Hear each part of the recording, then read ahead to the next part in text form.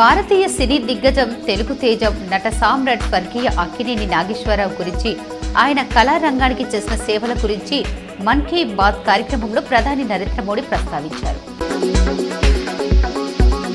నా జోలికి వచ్చిన మహానుభావులు మట్టి ఖర్చుకుపోయారని, అందుకే నా జోలికి వచ్చేందుకు ఎవరు సాహసం చేయరని ప్రజాశాంతి పార్టీ వ్యవస్థాపక అధ్యక్షుడు కేఏ పాల్ అన్నారు. కేరళలోని శబరిమల ఆలయంలో ఈ ఏడాది మకర జ్యోతి పండుగ సందర్భంగా సోమవారం తెరుచుకుందని ఆలయ నిర్వాహకులు తెలిపారు. రాజ్యాంగానికి తూట్లు పొడిచేలా రేవంత్ పాలన సాగుతుందని ఎమ్మెల్సీ కవిత మండిపడ్డారు.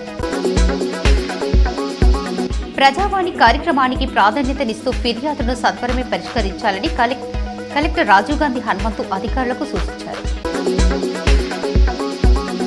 నందిపే శ్రీ కేదారేశ్వర ఆశ్రమంలో శివపార్వతుల రథోత్సవం మంగిరాములు మహారథ్ ఆధ్వర్యంలో భక్తి శ్రద్ధలతో నిర్వహించారు. ప్రజావాణిలో వచ్చిన ఆర్జీలను పరిశీలించి సంబంధిత అధికారులకు చర్యలు తీసుకోవాలని కామారెడ్డి జిల్లా కలెక్టర్ ఆశీష్ శాంగ్వాన్ అన్నారు. అయ్యప్ప దీక్షను చేపట్టడం ఆనవాయితీగా వస్తుందని విజ్ఞాన్ స్కూల్ కరస్పాండెంట్ జయసింహ గౌడ్ అన్నారు. జిల్లా అథ్లెటిక్స్ అసోసియేషన్ ఆధ్వర్యంలో జిల్లా అథ్లెటిక్స్ పోటీలు ఘనంగా ముగిశాయి. తడుపాకల్ శ్రీరామాలయంలో ధనుర్మాస ఉత్సవాలు అత్యంత వైభవంగా కొనసాగుతున్నాయి.